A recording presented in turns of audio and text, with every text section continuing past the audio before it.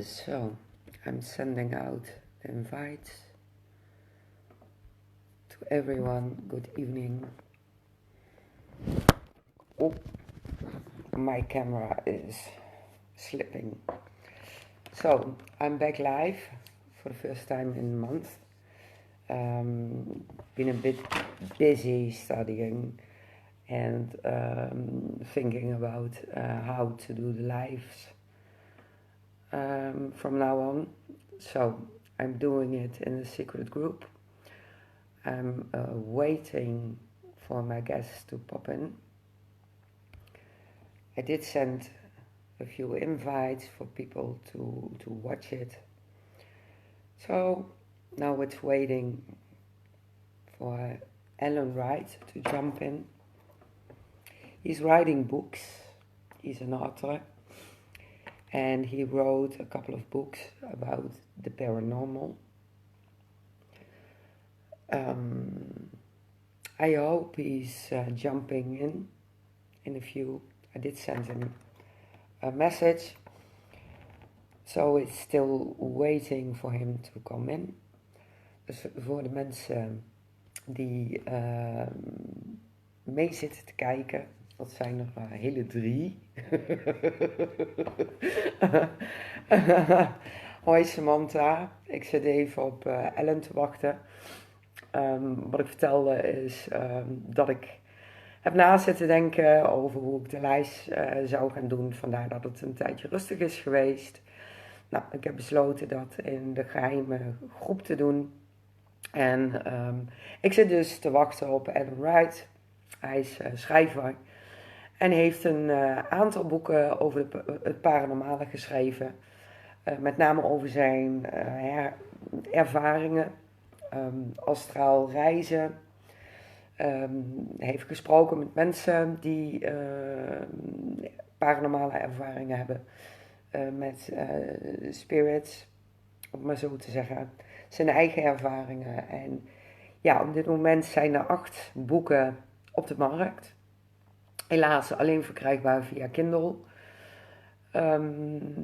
Dus ja, het is leuk als die ook erin komt. Dus leuk dat je in ieder geval meekijkt. Zet ik in ieder geval niet een partij in de ruimte te zwetsen.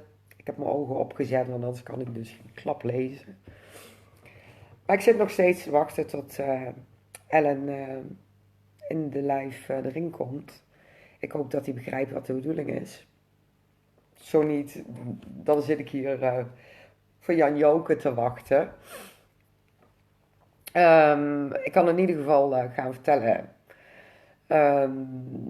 Hij heeft 8 boeken dus geschreven. Een 9e boek komt eraan. De cover is bekend en ook naar buiten gebracht. Hij heeft onder andere geschreven. Oh ja, tuurlijk kijk je mee. Ja, dat wist ik wel. Ik denk, ik stuur jou een uitnodiging. Jij komt in ieder geval. Zit ik niet helemaal alleen voor me uit te kleppen. Ik kijk even. Ja, ik heb hem echt uitgenodigd.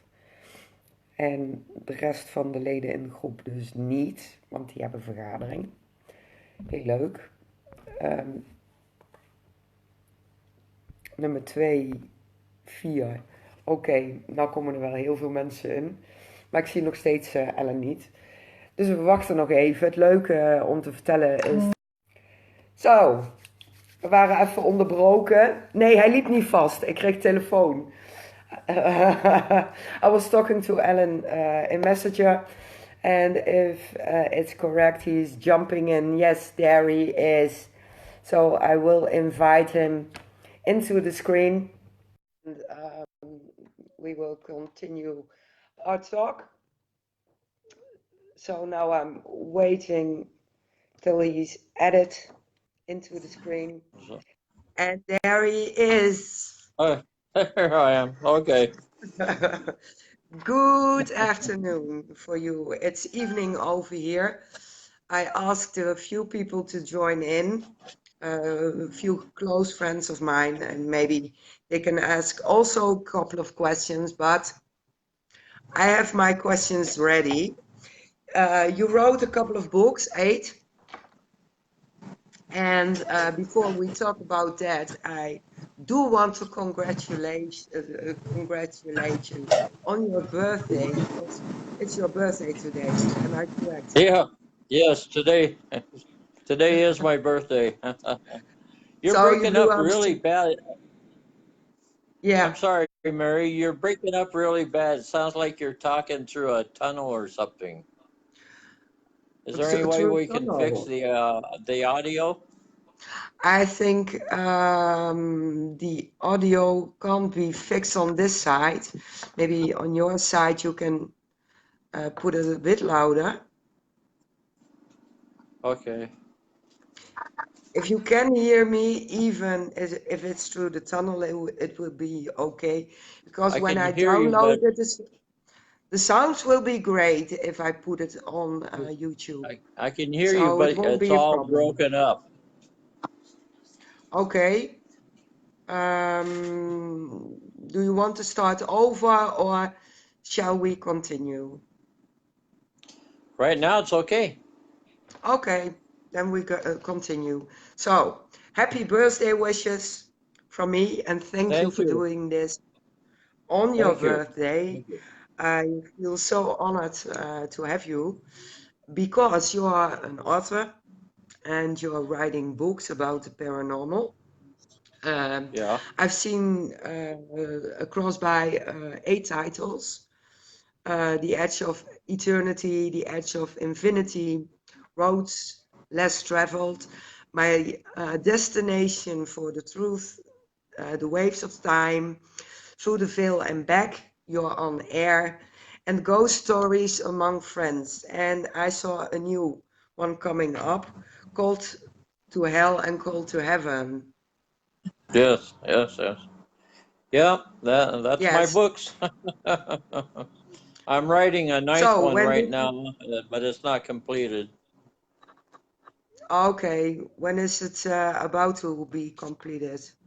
Have you any idea? Or Uh, at this moment, probably not for a couple months. a couple of months? Okay, Yeah. but no problem. I have to read 8 of them, so Yep. take your time. Take your time. So the Okay. books are about the paranormal, paranormal cases, spirits, but you also told me it's about astral traveling. Did you do it yourself, astral traveling? Yes, I did. I really didn't have a choice in the matter. It was, I went to bed one night, and the minute I fell asleep is when it was almost like a vision, but it wasn't a vision, and it was almost like a near-death experience, but it wasn't a near-death experience, and it was almost like an out-of-body experience, but it wasn't that either. So the only thing I could compare it to would be a astral projection. That's the only thing that fits what I had. I know what I had was true. I know I went to the place where I went, and that was to see my grandfather. He had died in 1982, and this happened in 1983. I was uh, my grandfather was a father figure to me, more than my father was actually, and him and I did everything together. So when he died, it left a big hole in my life, pretty much.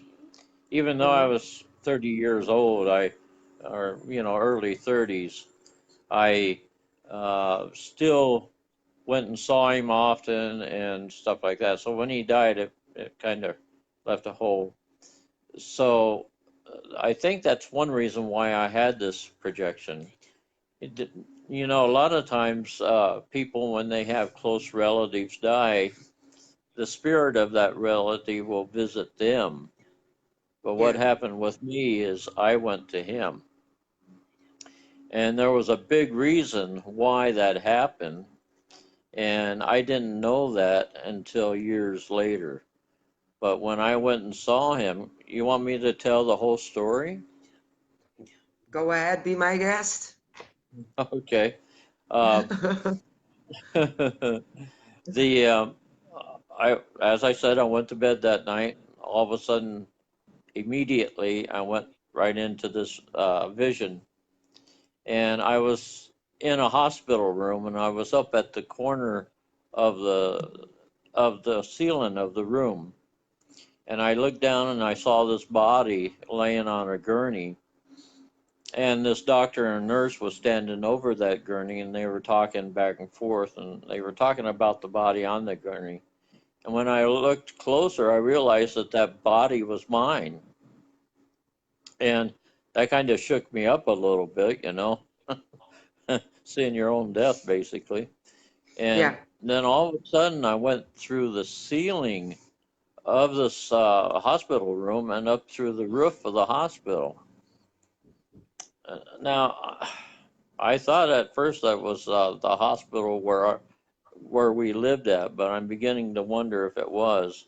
But anyway, I went up through the ceiling, the roof of this hospital, and I could see the lights of this city, and it was very pretty. It was nighttime, so I must have died at night. And I kept moving up, and I kept moving faster and faster and faster. And all of a sudden, I was in space, and I could look down and see the earth below me. And I thought, what a beautiful thing the earth is up there, looking down on it. But then I got thinking, what an ugly thing it is when you're living on it, really, with the wars and the rapes and all the things Yeah. that people do to each other down there. And a voice came to me telepathically, and it went straight into my brain, just like somebody was shoving it through my ear. And it said, the earth is fulfilling the purpose for which it was created. There's a lot of knowledge in that little sentence if you stop and think about it. For one Mm. thing, the earth was created. I was told it was created. And for another thing, it was fulfilling the purpose for which it was created. Now, I found out that purpose a little bit later. As I was continuing on, I was going faster and faster. And I was always raised in a Christian home, and we went to church often, and I was taught about God and Jesus and heaven and hell. And I was told when I die, I would go to heaven or hell. And I was hoping that I would go to heaven. And since I was going up, I thought, well, that's a pretty good chance of going to heaven. But it still had, I was still guilty, or I was thinking about the sins that I had committed in my own life, and I was wondering about that. And all of a sudden, that voice came back to me again.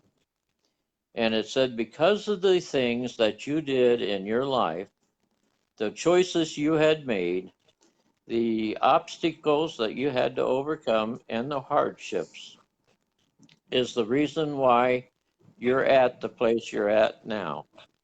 So I kind of took it to mean that um, I did all right, I guess, and that I was going maybe to a good place. And also, it kind of told me that the earth is like a testing place. It's a test for us humans. And if you pass the test fairly well, then you go to a fairly good place. And your judgment on those things basically is right here on earth. It's um, it's you that's doing the judging, and we are paying for whatever sins and things that we do here on earth, the Mm-hmm. smaller things. Of course, how do you pay for murder, or how do you pay for a rape or something like that really bad? Yeah. But anyway, that's further on. So when I got that finalized in my mind, I kept moving, and I started thinking about my family, what they were going to do without me being with them, since I was gone, who was going to support them and stuff. And that voice came back to me again, and it said, because they would have to do the same things that you did. They would have to make the same choices to overcome the obstacles and the hardships and everything that you did, so that they too could be right here. And Mm-hmm. so I took it to mean that they too had to do those things so that they could pass and go on also. Anyway, I ventured, and by this time I was out in the stars. And I didn't know at the time that the stars were they're colored, they're yellows and kind of off blues and oranges Purple. and all kinds of colors. And I was traveling faster and faster and faster. The speed was astronomical. And all of a sudden the stars turned into streaks, just white streaks. And I realized I was going so fast that that's the reason why they became streaks. Then all of a sudden it went dark and I couldn't see nothing. And that was kind of scary when it went dark like that. And um, I could understand why a near death experiencer could say that he felt that he was in a tunnel, because actually that darkness was so great and so dark that you felt like you were in some type of enclosure. But I knew that I wasn't. And I kept moving on faster and faster. And all of a sudden I saw a pinhole of light in front of me. And that pinhole of light kept getting bigger and bigger and bigger. And I realized I was I was going to go into that pinhole of light. And that in itself was kind of scary for me because I didn't know what was in that light. And all of a sudden, I went into the light and I slowed down immediately. And that light was love and compassion and charity. And it was a tangible thing. It went straight through you. It went through every part of my body. And I didn't want to leave that light. I could have stayed there forever. Anyway, um, as I went further into the light, I saw that this light was coming from this being, this person. And, he was projecting himself to me as the God that I would recognize, or like Jesus. He had long hair, he had a beard, and he was dressed in a white robe, and this light was coming from him. But if you were an American Indian or a Buddhist or a Hindu or something like that, I don't know what would be projected to them. But for me, that's the way he presented himself to me. But as I got closer to him, all of a sudden I blacked out, or my memory was erased of that. I couldn't remember that part of it. The next thing I remember was I was laying in this field of grass, kind of tall grass. I like to call it a meadow, actually. And I woke up and I kind of was trying to get my sense about me. I could hear water in the background, like a spring or like a brook or a stream or something. I could hear birds and things in the trees, and I saw like flowers on the tops of the plants that was in this field, and beautiful colors, just pure colors. And anyway, I stood up, and when I stood up, I realized I was in a circle of people, and that circle of people were my relatives and close friends who had died and passed on before me. But the person that I paid most attention to was my grandfather, and he was standing directly in front of me. And expressed our love for each other, and we did it telepathically too.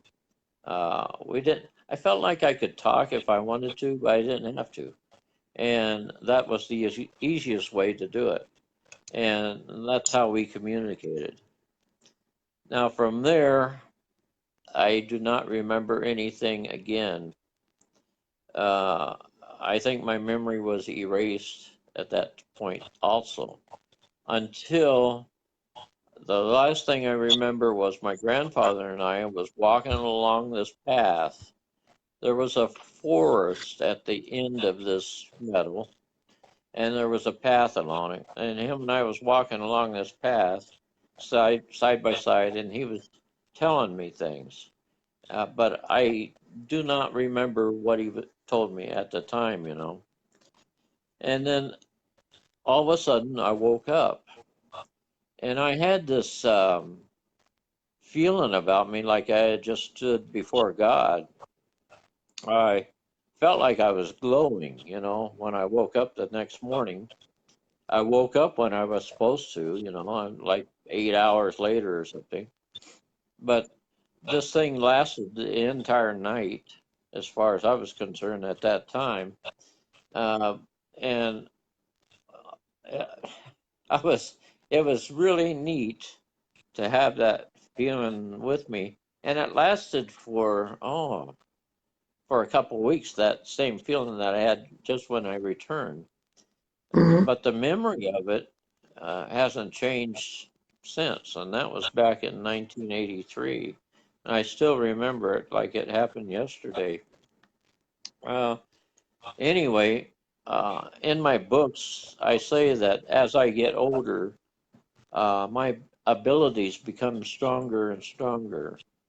I've always had abilities, uh, but after I saw my grandfather, they became stronger.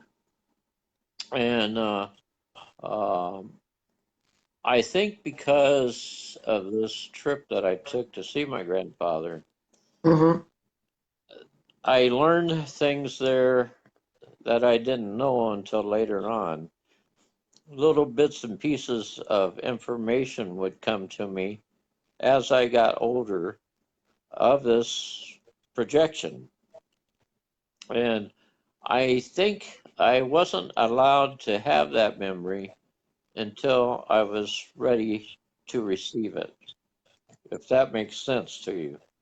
Yeah, Uh, it does. if I had received it all at once, it probably would have just blew my mind, probably. Well, for one thing, they don't have time there. They have no use for time. Uh, time to them is nothing. They can use time at their own will. They can bend it, shape it, whatever. When I felt like I was there maybe 7 or 8 hours, I could have been there a week, a month. I could have been there a year, maybe 5 years. I don't know. All I know is when I was brought back to the time when I was supposed to wake up in the morning. Hmm. And uh, there's things that,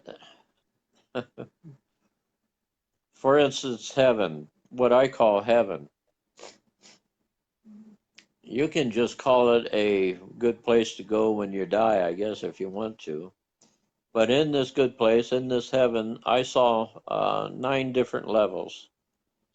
Some people might call them dimensions, but there's 9 of them. My grandfather was in the lowest one that I would like to call paradise. In this lowest one is where you go when you just die. And the purpose of this is so that you can learn the laws and the rules of the universe. And as you learn those, you move up the different levels of heaven. And each level is more and more and more until, you know, I'm a Christian. I believe in God. I believe in Jesus. And everything that I learned there, basically, there's passages in the Bible that corresponds to that. Peter in the Bible mentions something about a seventh heaven, and so he must knew that there was different levels also. I also, like I said, I saw 9, but there could have been more, but not less. I also, let's see, what else did I learn? I learned so much stuff there. I also know the earth was created, like they said, but not in the way that we might think. It didn't come out from nothing. The earth was created and it was seeded by these people. They're very advanced. I guess if you want to call them extraterrestrials, you can, but they look just like us. They're humans, but they have abilities because they're very advanced. They're very technological. Uh, they know how to do things that we can only think about. Um, they seeded the earth. In the book of Genesis in the Bible, when it says, let there be light and plants and animals, they seeded the earth with plants and stuff from other places. Same way with the animals, they were brought here from other places. The earth went through phases where it was, how can I put it? First it was a rock, and then it was, soil, and then, these dinosaurs was there, and then they got all these phases was done by them. And it took millions of years to do it. One thing also I learned is your spirit is everlasting. It never dies.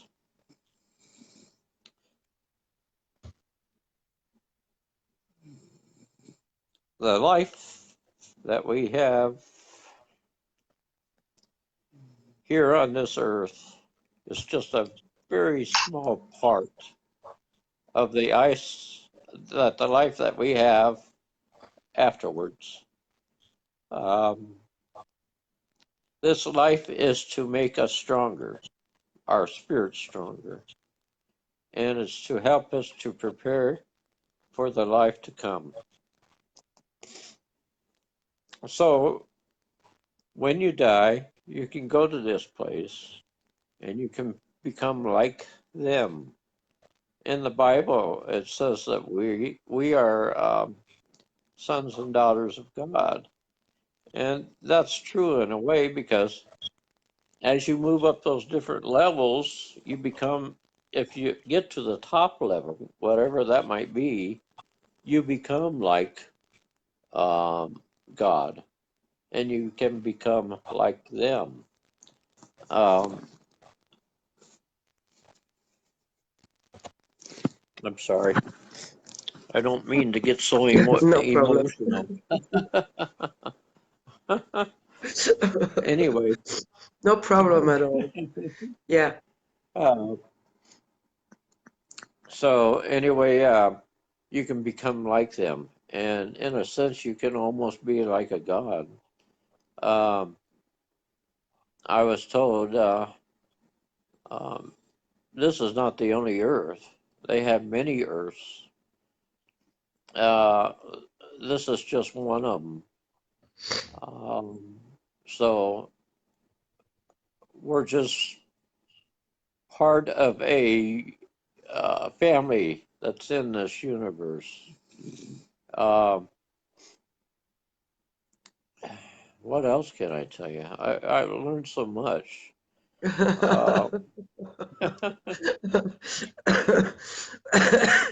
We can pick another question if you like to.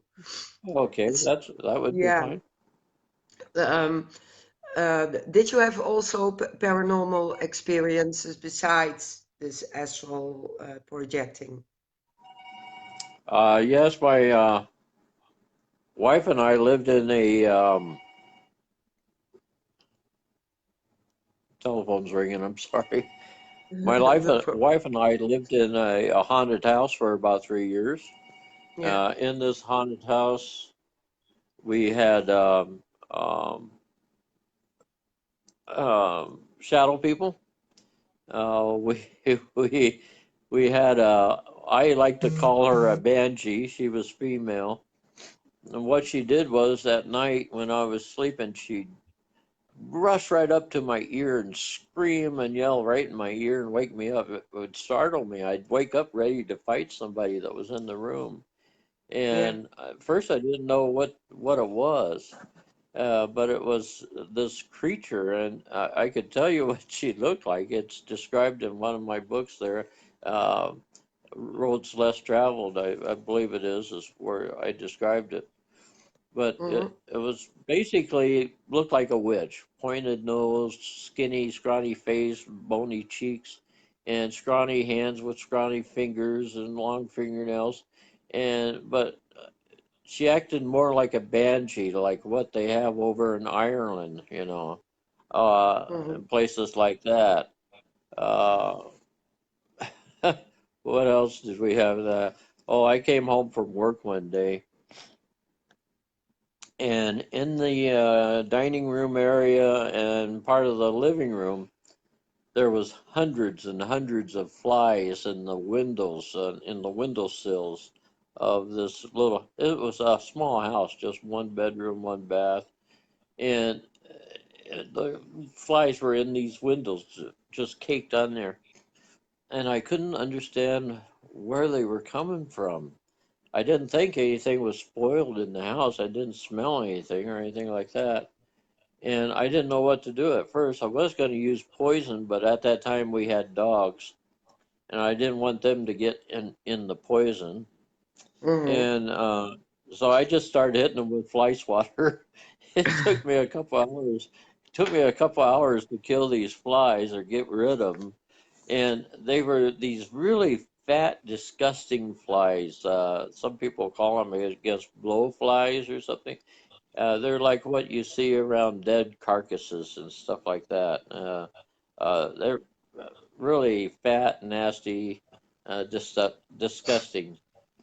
But uh, this kept going on for about 10 days. Each day I come home, and these flies were in the windows. I was sweeping them up and using a dustpan and dumping them in the garbage. And this was from an evil entity that was in that house. Um, the house stood vacant for a long time before we bought it, and it was about 70 or 80 years old. And I, I, I didn't realize it at the time that it was a haunted house when we moved in. But these flies later, what happened was they turned into ghost flies. My wife and I would be sitting on the couch watching TV, and we'd see these flies flying up from the floor in front of the TV, and we could see them because of the light in the TV. So I'd get the fly swatter, getting ready to beat them and kill them, but there wasn't any. They were spirits from these flies. So anyway, what happened was finally we gave the house a blessing, and we got rid of the Banshee. We got rid of the evil entity and the flies. And we got rid of everything except for the shadow people. They kind of lived in the hallway, and they went back and forth at night. You could see their shadows at night in the hallway. But uh, other than that, that was it. We gave it a blessing, and that helped a lot. Um, one other thing from the story I was telling you before, Yeah. uh, I was told that everything has a spirit. You and I Anything that lives on this earth has a spirit, and the earth has a spirit. Uh, we all have lifespans. Everything that has a spirit has a lifespan, and that includes the earth. The earth has a lifespan. Now, unfortunately, the earth is coming to the end of its lifespan. And that's one reason why they took me in this projection where I was to tell me these things, I think. I'm not a prophet. I don't want to be a prophet. I never was a prophet. But I was told that the earth is basically coming to the end of its lifespan, and that uh, this was going to happen in my lifetime, in my lifespan. I'm 70 years old right now, so Okay. that's gonna put it pretty close here. If I live to be 90, that's only 20 years. I'll be lucky if I live to be 80, so we're talking 10 years. Yeah. I was also told that the things that's happening on the earth now, the climate change and everything that's going on now, it's too late for mankind to change it, to do anything about it. About the only thing we can do is grin and bear it. There's going to be a lot of things that's going to be happening on this earth. There's going to be a lot more earthquakes. There's going to be a lot more mega storms, uh, tornadoes, cyclones, um, and hurricanes. It's going to be a lot more of this stuff until it does end. And I guess the reason why they told me this thing is maybe so that people can prepare a little bit. I don't know how you prepare for anything like that, but that's I feel the reason why they told me that. Um, anyway, back to the other story. This stuff is coming to me as I'm talking to you. but but anyway, we after 3 years living in that house, we sold it, and we haven't. The apartment we lived in Utah, we moved from Utah back down to where I live in Arizona right now, and that house in Utah, that apartment had two spirits in it, and but they didn't do anything to hurt us. They just like to do goofy things like turn the light on at the back porch or turn off the light in the front porch. One night, one night I was carrying dishes into the kitchen to put them on the counter in the kitchen, and my hands were full, and I didn't know how I was going to turn on the light, and I turned around to turn it on, to see if I could, and it turned on by itself.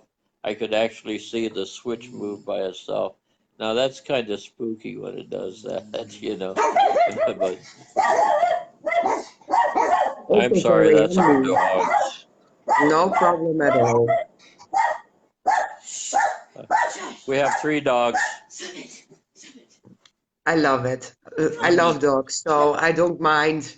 And anyone who does mind, it's their problem. Huh? It's their Yeah. problem if they Uh, don't like Our, dogs. our, yeah. When did you decided to write it all down in books? Say what? I'm sorry, I didn't When hear you. when did you decided to put it all in books? Well, and I, my wife and I, when we got married, she thought that she thought that I should write my experiences, put them in a book. And I didn't know how to do that really, and I kept thinking about it. And I found this one lady on Facebook, and this is another paranormal thing. I I had about 250 friends on Facebook at the time, and I went to bed one night with 250, and when I woke up the next morning, my friend count was 5,000. I was at the limit. I couldn't get one more friend if I wanted it. And as I went through the list of friends, they were all paranormal people. They were investigators for, ghost house investigators. They were mediums and all kinds of stuff. They were all paranormal. There was even directors and stuff of paranormal movies on this friends list of mine. And so I was able to locate a lady who was a publisher, and she helped me out. And she actually published my first book, Through the Veil and Back. And that talks about when I went and saw my grandfather and came back a little bit. Mm-hmm. And from there, it just kept on. I kept thinking, do I have another book in me? But I keep writing books and keep writing them. And like I said, everything in them is true. That last book there, Ghost Stories Among Friends, is pretty neat because I asked my friends on social media to send me their ghost stories, and that I would put it in my next book, and that's what I did. So all the stories in that book are from my friends, and some from me also. Uh, that's their ghost stories. So I thought that was pretty neat to do. It's very neat to do. So all your stories is about experiences from yourself or people you know on Facebook. Um,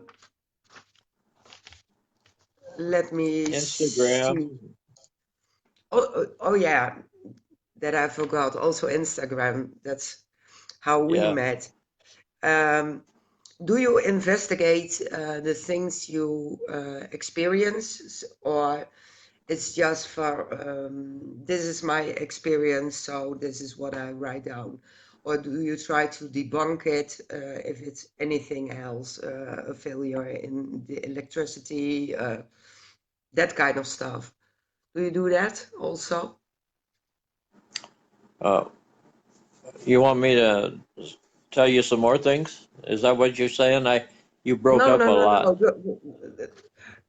What I wanted to know if you doing some investigations about the experiences you do to see if you can confirm in other ways if there are spirits around. So you use a voice Oh, recorder to talk about them. no, But yeah. that's not my thing. I believe spirits, once they pass, that there's an earthly realm, and some spirits pass and they stay there for whatever reason. I'm also a Mm-hmm. spiritual medium, and I contact the spirits for people who want to, find out about their dead loved ones. But I do it in a way that is not disrespectful for the dead. I do it in a way that's in a loving way, whereby they can communicate with their loved ones. I think ghost investigations, where you go into a place, you know it's haunted, you know there's spirits there, and you start using machines and equipment and all this stuff. You got five people tromping around in there. I think it's disrespectful for the dead. Actually, those spirits are still living there, and a Yeah. lot of times they feel that they are still living in that place uh, during their time when they were alive, and to come through and to disturb them in that way, I think is very, very disrespectful. And that's not my thing, and I wouldn't do it. Uh, I I think if I was a beginner in paranormal and I didn't know anything about ghosts and spirits, maybe I would join some group and go out look for them. But I know there's spirits. I yeah. know there's ghosts. I know there's places that's haunted, and I talk to spirits. I have spirits all around me all the time. I know this because I'm a medium. My wife Yeah. is a medium. She has spirits around her also. Um, when we do a reading for someone on the telephone, uh, sometimes we can actually see the spirits in the room when they come in to talk, and so we don't have to go anywhere. They come to us, and they're around us because they know they can communicate through us to their loved ones. And so I don't do it. I'm sorry. I don't No investigate. sorries, no sorries. I didn't know you were a psychic and a medium, so Yes. that's all new for me. But I'm excited But about well, it. like I said, as I get older, my abilities become stronger. And I used to be called a passive medium, and that's where um, a spirit could come to me, and I could, if their loved one was standing right in front of me, I could communicate to that loved one through, yeah, the spirit could through me, but I could not call out a spirit. But now I can call them out. I can actually call out a spirit and uh, and bring them forth. Sometimes I can even actually see them come through the veil when I call them. So I that I could never do that before. I'm on a program on Saturdays. It's called Crossover Connections, and the host of the show is uh, Barbara Patron, and she's a spiritual medium, and she is excellent, excellent at what she does. But my wife and I are co-hosts on this program, and it's almost like a family. But sometimes when she calls somebody out because she's doing a reading for somebody on the telephone, uh, my wife and I can actually see that person as she calls them out. It's like in a mind's eye. Your mind's eye, you can see him. Uh, I've done a reading once for this one guy. He was uh, his wife had died. He was single. He was in pretty bad shape mentally. He wanted to know if I could help him, and his wife was right there uh, in spirit, and she just wanted me to express her love for him. And the next thing I know, the room's full of his family. He must have had all of his family dead or passed. Our whole bedroom was full of these spirits for him, and uh, he felt a lot better by the time we got through talking with him. You know, but that's what I do. That's what my wife does, and that's what Barbara Patron does. Uh, we don't have to go looking for them. Why look for them when they're all around me? You know. Yeah, for sure. Can you describe how they come through the veil? What does it look like? uh, my one book there, my first book, Through the Veil and Back. We actually put a new cover on it, and that new cover, if you go on Amazon.com and look for Through the Veil and Back, you'll find the new cover, and it shows a picture on the front cover of a spirit coming through, and that's exactly what it looks like. And on the back cover, it shows that spirit on the back side stepping through. And the designer that did that, she's a great artist, a great designer. She wanted to know what they look like you did, and I described it. So she put it in or on my cover, and that's what it looks like when it's like an opaque. Um, veil. That's what it is. It was actually placed, it's on the earth, and yet it's not. It's a barrier type thing to separate the us from the spirit world is what it is. It was placed here at the beginning of time when the earth was formed. And it was placed here for that purpose. Um, Now, there's been all through the ages people who have been able to talk to those spirits through that veil, even in the Bible. Uh, the prophets in the Bible was able to do that also, and mediums in the Bible that talks about them.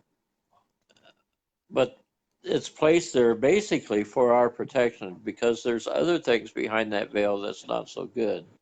There's demons and there's also evil spirits back there too. And I, over time, I put a little door in my brain where I keep it open during, paranormal shows and stuff like that, where I allow the good spirits in, the spirits of light, and I keep out the bad ones or the evil ones. Sometimes, though, dealing with families and families members die and some of them are evil, every once in a Mm. while one of them will sneak in or something. And my wife and I both have had attachments, and I've had to clean myself a couple times or purge myself of these attachments, but that doesn't happen too often with me. uh, I've been fortunate, uh, to be able to deal with them without having the attachments like that. But uh, anyway, getting off on it. No, I love it. I really do. It's so good to hear you talk about it, full of passion. And yeah, um, the When you books see it, are, yeah, when you see it, you have to have passion. Uh, like I've been through the veil and back. I've been to hell. You want to know what hell looks like? do I want to know what hell looks like? I've been there. I've So, been there. You want to know? My you want wife to don't tell like this me? part. My wife don't like that part. Uh, No. it was another astral projection, and basically it was shorter, a lot shorter than when I went to see my grandfather. But Yeah. this time it was dark, very dark place, and all the bad emotions, hatred, fear, those things were in the air. It was so thick you couldn't hardly breathe because of those emotions, and they went through you just like the good emotions did from that being. The only difference is I did not see a being in this area that was emitting that. It was just there. It was in the air. And I saw spirits down there. I say down there because I felt like I was underground. But there were spirits down there. And there was buildings down there. I was really surprised to see buildings. But there was no lights. This place was really dark. But I could see the outlines of buildings and windows in these buildings. And I once had a radio host ask me, "What were the buildings for?" And I said, "Well, I really don't know." He said, "Could it been a jail like?" And I said, "Yeah, could possibly been like a jail where those evil spirits or some of those spirits were. And those places were dark too. But there were spirits on the outside of the buildings. They were hiding behind rocks and behind the corners of the buildings. And I also felt three or four shadow people behind me. And I was kind of fearful of that because I didn't know what they were planning, you know. But anyway, I just kept moving along. And what happened was there was a spirit behind this one building, and he motioned for me to come over closer to him. And I did. I was on this trail, and I got as close to the edge of the trail as I wanted to go. And he kept telling me to come closer, and I said no. I told him, I said, you tell me what you want. Tell me now. And uh, come to find out, I had dealings with that spirit when he was alive in this life. And I used to go over to, I'm a healer also, and I used to go over to his house once or twice a week. His wife had really bad headaches, and I would go over and give her a blessing. And a lot of times I could make the pain go away, you know, for a while, or at least decrease the pain, you know. Uh, and she would call me to come over if I could.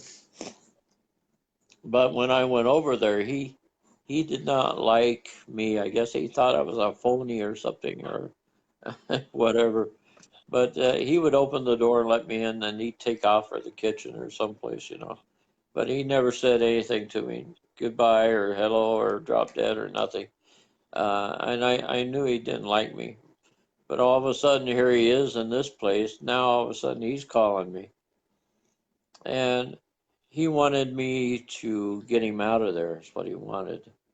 And I told him, I said, I can't.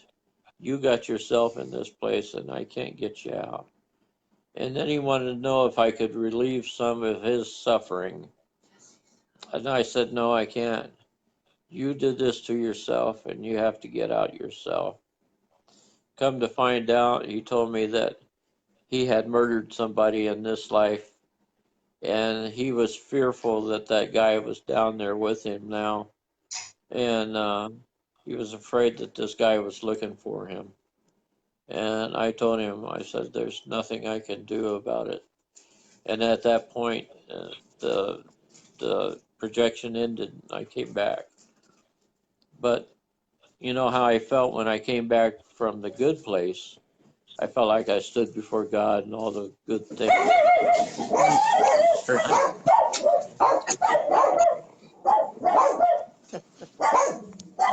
This is this is a busy place today. No problem at all. I think you froze at this point. No, he is. So I hope the connection is still.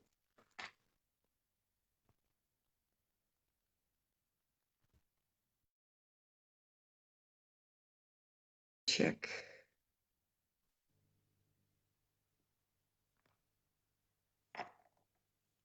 He's gone. He's gone. Now I hope I'm still on.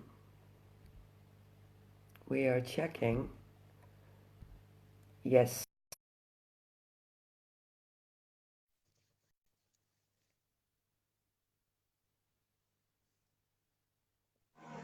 There. Yeah. Can you see me? Yes, I do see you. I cut it out. No problem at all. Um, well, anyway, when I came back from that place, Yeah. I had all the bad feelings, the hatred, and I was short with my wife and snapped at her, and I I I, I just had hatred in me, and so I had to purge myself then and to get rid of those feelings. Um, so yeah, so I've been to both places, and you would not want to be in that last place that I was in. It was really bad. No, I don't want There's, to be there. but there again, I was taught in this Christian church that was fire and brimstone, and that it was everlasting and you could never get out. I take that to mean that if you're there, it could feel like fire and brimstone. And maybe you feel like you're there forever.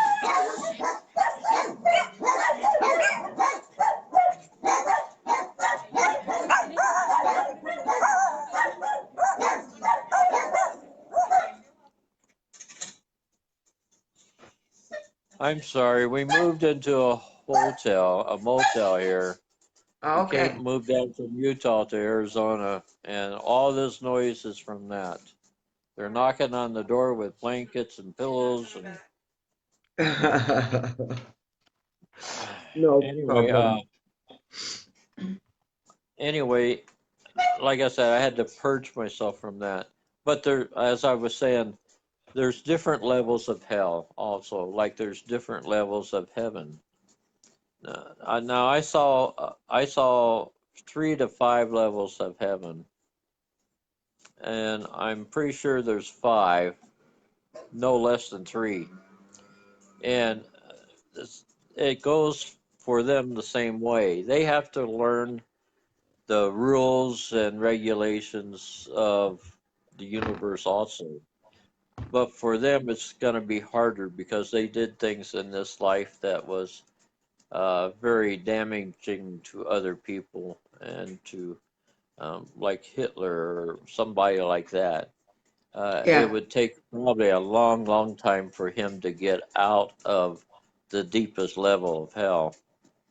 Uh, they can work their way up to a level where uh, the the pain and the anguish will not be quite so bad. They might even be able to work themselves up to like the lowest level on the heaven side of things. Uh, but I don't believe they could ever be work their way up to the highest part of heaven. That's just their deal. They sealed it, here on earth. That's the yeah, reason why it's so important to live your life the best way that you can here. Uh, the big thing with these people is they did not want to know what church I went to. They didn't want to know what religion I was. The thing with them was love. They wanted to know if I loved my neighbor. They wanted to know if I loved the world and the people of the world. They wanted to know if I loved my family. Uh, to them, religion is okay if it taught that. If you belong to a church that teaches love for one another, then uh, you would be in a good church and a good religion. But they were not really too concerned about religion. They felt religion was formed by man. It wasn't formed by them. So um, that's that's what they think of religion and that. So if you want to go to a good place, oh, one other thing.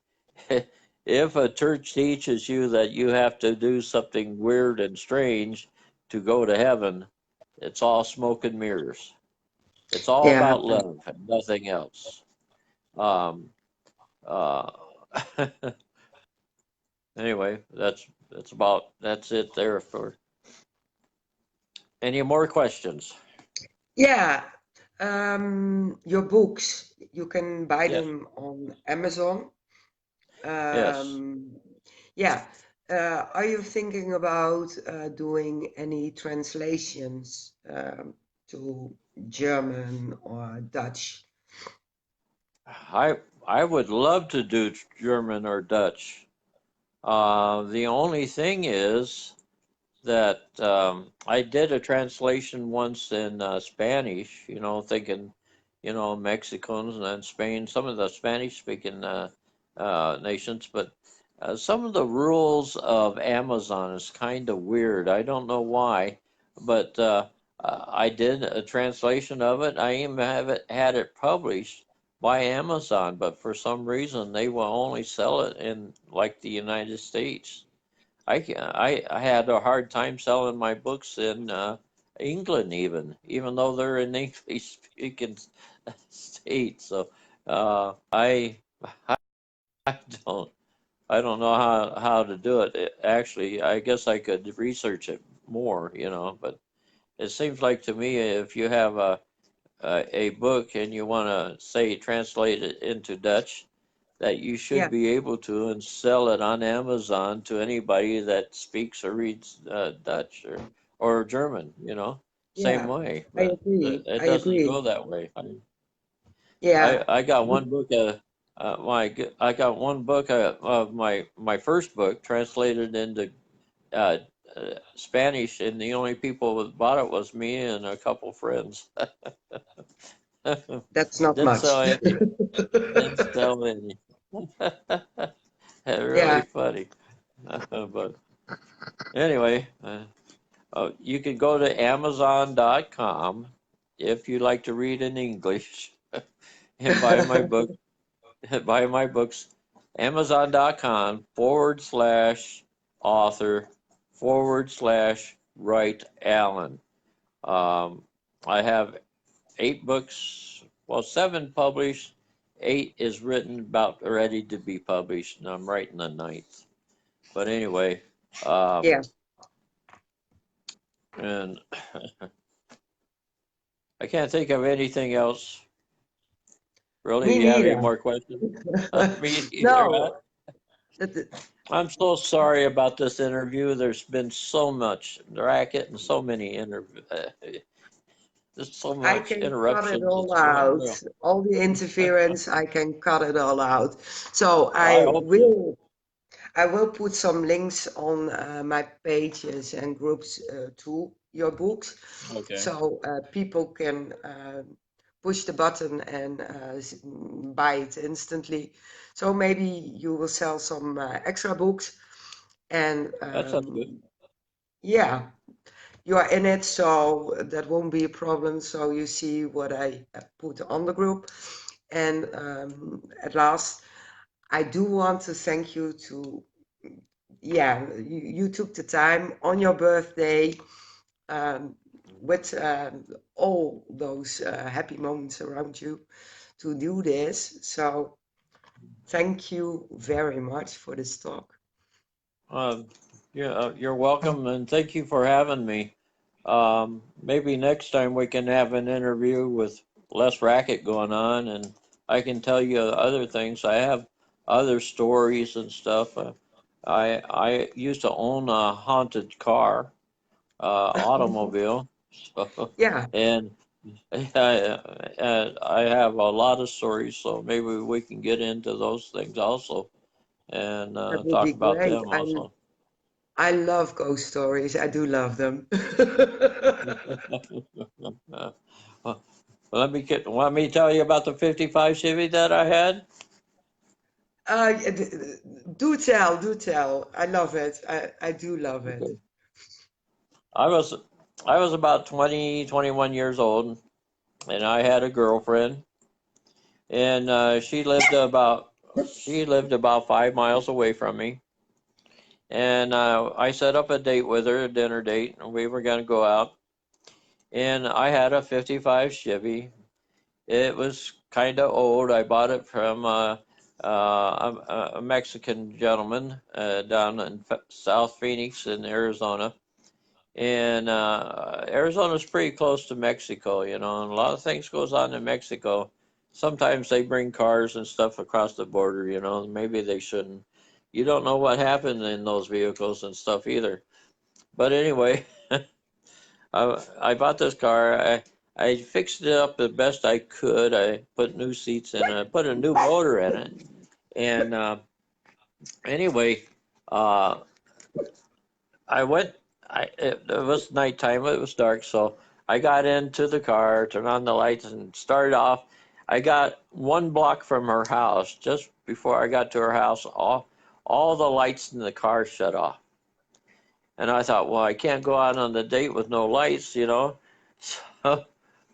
I turned around and I came back to the house. I was gonna see if I could fix it or something, or maybe it was a fuse or something. I get back to the house, and just before I got back to my house, they came back on. I thought, well, great, So I turned around and went back, and when I got back to her house, or just before I got to her house, they went out again. So I had to turn around and come back to my house. And just before I got to my house, they came back on again. And in the same exact spot, both ways. And by this time, I was furious. I was really mad. And I parked that car, I parked it out in the street, and I proceeded to kick it. And I put a big old number 10 shoe print right in the fender of that car. And, and I sold it after that. But, you have to be careful when you buy things like that old car probably came up from Mexico, and probably somebody died in it or was killed in it or something. And that spirit was still in that car. I'm sure it was. I'm ready to state my reputation that car was haunted by the spirit. And but yeah, that's the story of my haunted 55. But yeah, I've got thousands of stories. They're all in my books. I'll tell. Yeah, We'll have but the to people do talk need about to it next read time. books. They have to buy and Okay. read books. You Yeah, don't buy have, them and read them. yeah, Okay. exactly. If I do all that in an interview, they don't need to buy the books. Yeah, well, that's true too. Yeah, but maybe you'll get new people each time though. If I put out this interview, yeah, there will be new people following you, liking your pages, and be interested in your ghost stories. I'm sure of it. I I really really am. hope so. Yeah. Okay, Mary. Well, So, thanks a lot for inviting me. I you're very enjoyed it. I'm sorry welcome. about all the racket and everything that went on. It's not No usually like problem that at around all. here. But anyway, It it's wasn't a nice and problem at quiet where all. you are. We put down the sound. Let's see. So, Okay. so I can hear you proper, so that's why it's not so noisy over here. Okay. But Okay, I do Mary. wish You take you care. a very nice evening. Enjoy your birthday party. Drink a beer or Thank you. two, and I talk to you soon. And thank you Okay. very much for Bye talking to me. bye now. Okay, Bye bye. bye bye.